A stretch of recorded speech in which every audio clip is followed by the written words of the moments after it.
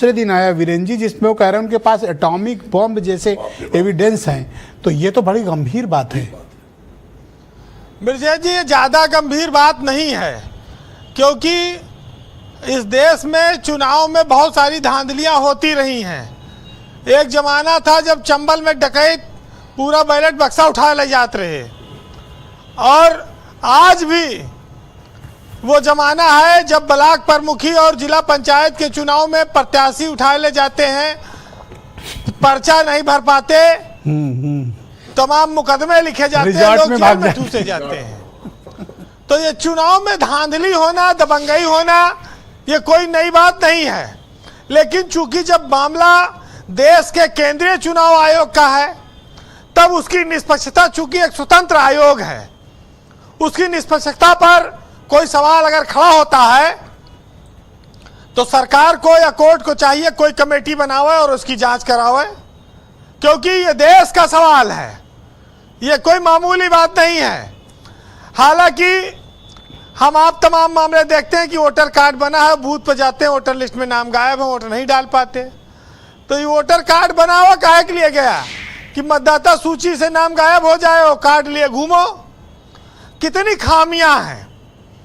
अगर खाली एक महाराष्ट्र एक कर्नाटक की बात नहीं, जब बिहार में स्पेशल इंटेंसिव रिवीजन मतलब विशेष गहन मतदाता सूची का पुनरीक्षण का कार्यक्रम शुरू हुआ, तो ये कहा गया कि बहुत सारे बाहरी लोग हैं जो इस चुनाव की पवित्रता को, निष्पक्षता को नष्ट कर सकते हैं, जिसमें रोहिंग्या भी हैं, जिसमें बांग्लादेशी हैं, जिसमें दूसरे राज्यों के लोग हैं, और काफी हद तक उसमें मुसलमानों के लिए भी अघोषित रूप से बात थी। और वोट भी कहा गया कि अगर 35 लाख कट गया तो 4% वोट कट जाएगा, और अगर 65 लाख कट रहा है तो आप समझ लीजिए कि 8% वोट बहुत बड़ी चीज है। पूरी सरकार पलट जाती है यहाँ तो 2 से 3% में। तो ये बिहार चुनाव को लेकर जिस तरह से अभियान चल रहा है, और विपक्ष चुनाव में निष्पक्षता, पारदर्शिता, वो एक एक वोट बचाने के लिए जो लड़ाई लड़ रहा है, उसको लगता है कि चुनाव आयोग निष्पक्ष चुनाव नहीं कराएगा। पूरी बात ले दे के इसमें ये दिखती है। राहुल गांधी देश में लीडर ऑफ अपोजिशन है, अगर वो बात कहते हैं उनकी बात सुनी जानी चाहिए। लेकिन जब आप उस दौर में हो जहां पर जितने भी स्वतंत्र आयोग हैं, जितनी भी संस्थाएं हैं, सबको लेकर सवाल खड़े होते रहते हैं, उनकी निष्पक्षता को लेकर खड़े होते हैं, तो उसमें आयोग को यह छूता नहीं है। लेकिन आपको जानकर बड़ी हैरत होगी कि जो चुनाव आयोग चुनाव आचार संहिता लगते ही राज्यों के चीफ सेक्रेटरी, डीजीपी, दर्जनों डीएम हटा देता था, अब वो एको को नहीं हटाता। ये कितनी आश्चर्य की बात है, आप सोचो। जबकि विपक्ष लिख लिख के दे के आता है। आप देखते होंगे कई चुनाव में कि विभिन्न राज्यों के डीजीपी और चीफ सेक्रेटरी और बड़े जिलों में डीएम वही रह जाते हैं, एक भी अधिकारी का ट्रांसफर नहीं होता है। तो इसका मतलब चुनाव आयोग की नज़र में सब ठीक है, इसलिए वो तबादला नहीं करता है। लेकिन उसके साथ साथ एक चीज और कहना चाहूंगा कि जिस देश में चुनाव को लोकतंत्र का उत्सव कहा गया हो, जिस चुनाव को लोग अधिक से अधिक वोट डालें, उसके लिए चुनाव आयोग कैंपेन चलाता हो, प्रचार करता हो, अभियान चलाता हो, आज उसी चुनाव आयोग पे वोट काटने का आरोप लग रहा है। कितना विपरीत और कितना शर्मनाक स्थिति है, क्योंकि हम इस देश में हर आदमी के वोट की कीमत को समझाते हैं। आयोग उसके लिए महीनों पहले कैंपेन शुरू करता है, और यहां वोट न डाला पाए उसके लिए तिकड़म हो रही है। क्या ये किस तरह की स्थिति बनी हुई है, इस पर स्पष्टता आनी चाहिए जी। पहले चुनाव में लोग बैलेट बॉक्स में पानी डाल देते थे, फिर बोले कि ईवीएम में गड़बड़ी है, ईवीएम फर्जी मतदान करा देती है।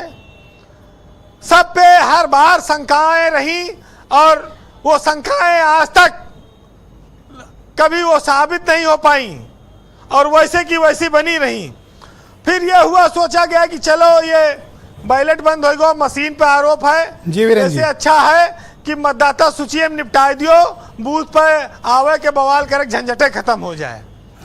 तो ये भी बहुत सारे लोग करते रहते हैं नीचे के स्तर पर, किसी का नाम कटवाओ, किसी का नाम बढ़वाओ।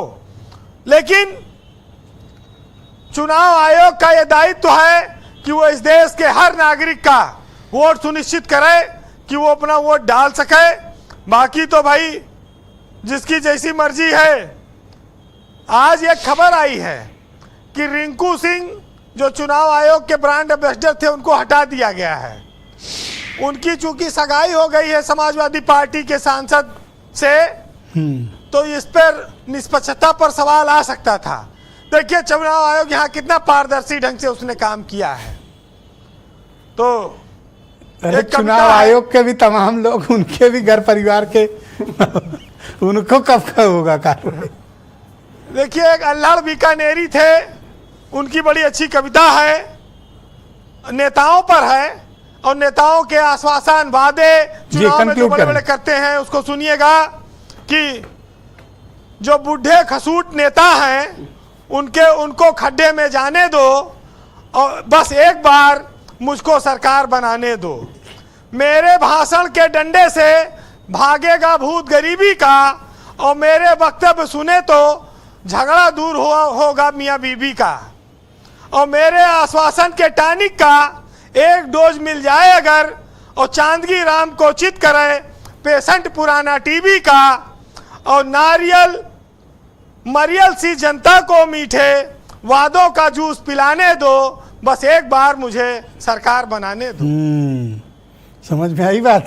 बहुत शुक्रिया वीरेंद्र जी, बहुत बहुत धन्यवाद हमारे साथ जुड़ने के लिए, ग्राउंड जीरो से अपना फीडबैक, ओपिनियन और ऑब्जर्वेशन समय देने के लिए। राहुल आनंद, भारतीय जनता पार्टी।